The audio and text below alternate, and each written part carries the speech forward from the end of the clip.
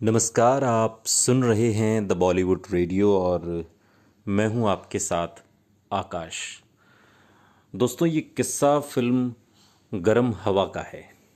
गरम हवा जो भारत पाकिस्तान बंटवारे पर आधारित एक ऐसी फिल्म है जिसे उन मुसलमानों के नज़रिए से बनाया गया है जो भारत छोड़कर पाकिस्तान नहीं गए। तकसीम हुआ मुल्क तो दिल के हो गए टुकड़े, हर सीने में तूफान यहाँ भी था वहाँ भी। कैफी आज़मी के इस शेर के साथ शुरू होती है वो फिल्म जो देश के बंटवारे और उससे जुड़ी कहानियों को बारीकी और बेहतरीन तरीके से दिखाती है।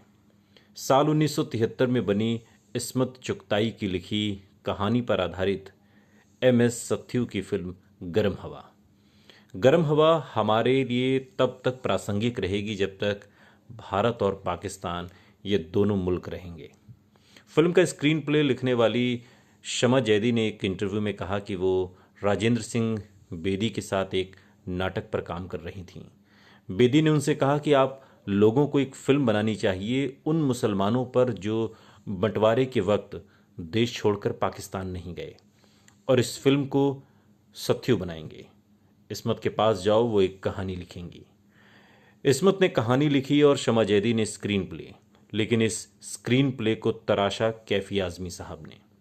फिल्म की कहानी लिखने के लिए इस्मत चुगताई ने अपने आसपास के कई जीवंत किरदारों को इकट्ठा किया और खासकर अपनी मां का, जिन्होंने पाकिस्तान न जाने का फैसला कर मरते दम तक हिंदुओं के बीच रहने का फैसला किया था। और इस तरीके से तैयार हुई गर्म हवा। गर्म हवा फिल्म सलीम मिर्जा की जिंदगी और उसके इर्द गिर्द की घटनाओं पर आधारित है। बंटवारे की आग में देश झुलस रहा है, दोनों तरफ के लोगों में अफरा तफरी मची हुई है। उधर से पंजाबी और सिंधी अपना घर और कामकाज छोड़कर भारत की तरफ आ रहे हैं, तो इधर के मुसलमान अपने बेहतर भविष्य के सपने लेकर पाकिस्तान जा रहे हैं, जिसे वो अपना देश मानने लगे हैं। इन्हीं मुसलमानों के बीच एक आशावादी सलीम मिर्जा, जिसका किरदार बलराज साहनी ने निभाया है, जिनका मानना है कि गांधी जी की शहादत रंग लाएगी और हालात शांत होंगे। एक सीन में सलीम मिर्जा से जब तांगे वाला 8 आने की जगह 2 रुपए मांगता है और बहस होने पर कहता है कि 8 आने में चलना है तो पाकिस्तान जाओ, इसके जवाब में सलीम मिर्जा कहते हैं, नई नई आज़ादी मिली है, सब अपने अपने ढंग से मतलब निकाल रहे हैं। सलीम मिर्ज़ा के भाई हैं हलीम मिर्ज़ा, और जो पहले ख़ुद को मुसलमानों का सबसे बड़ा नेता बताते हैं और कहते हैं कि इस देश से सारे मुसलमान चले जाएंगे फिर भी मैं मरते दम तक यहीं रहूँगा, लेकिन वो पहली फुर्सत में ही पाकिस्तान निकल लेते हैं। और ऐसे ही एक और किरदार हैं सलीम मिर्ज़ा के बहनोई का, जो मुस्लिम लीग के नेता होते हैं लेकिन बाद में कांग्रेस में शामिल होते हैं। एक सीन में सलीम मिर्ज़ा के ये कहने पर कि मियाँ तुम तो पक्के लीगी थे, पर वो सकपका जाते हैं और कहते हैं कि अब भारत के मुसलमानों के पास 2 ही रास्ते हैं, या तो कांग्रेस में शामिल हो जाओ या पाकिस्तान चले जाओ।